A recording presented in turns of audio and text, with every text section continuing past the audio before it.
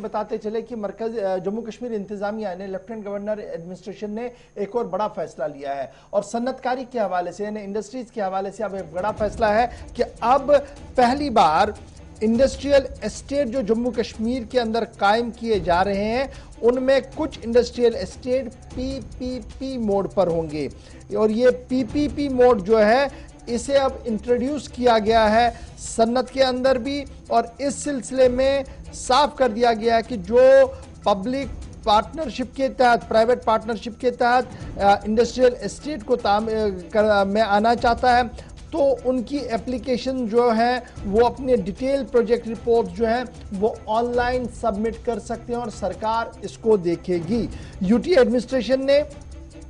इस बात का ऐलान किया कि Jammu Kashmir private industrial estate development policy, ये याद रखिएगा, Jammu Kashmir private industrial estate development policy बापत साल 2021-30 इसका बाज़ाब्ता तौर पर अप्रूवल दिया था एडमिनिस्ट्रेटिव काउंसिल ने अगस्त 14, 2021 को और अब बाज़ाब्ता तौर पर पीपीपी मोड पर ये पार्क्स जो हैं वो एस्टैब्लिश की जाएंगी और इस सिलसिले में ख्वाहिशमंद हजरात जो हैं वो ऑनलाइन अपना पूरा मॉडल जो है वो सरकार के सामने रखेंगे, इंतजामिया के सामने रखेंगे, जिसके बाद प्राइवेट इंडस्ट्रियल इंफ्रास्ट्रक्चर भी डेवलप वहां पर होगा और इस सिलसिले में प्राइवेट सेक्टर को फरोग देने की कोशिश की जाएगी। सरकारी हुक्मनामे के मुताबिक जो रेट फॉर कैपिटल इंफ्रास्ट्रक्चर है और सब्सिडी जो होगी वो कुछ इस तरीके से रखी गई है, इन्वेस्टमेंट अप टू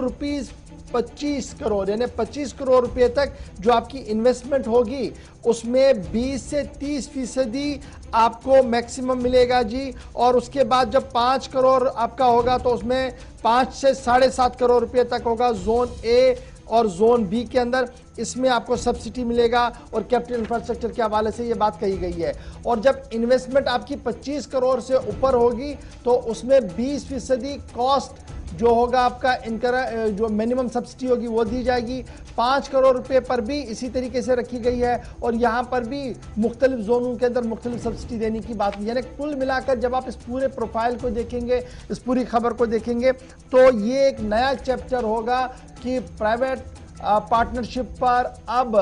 इंडस्ट्री के अंदर भी काम करने की कोशिश की जाएगी। आपको याद होगा कि चंद अस्पतालों के अंदर इसी पीपीपी मोड पर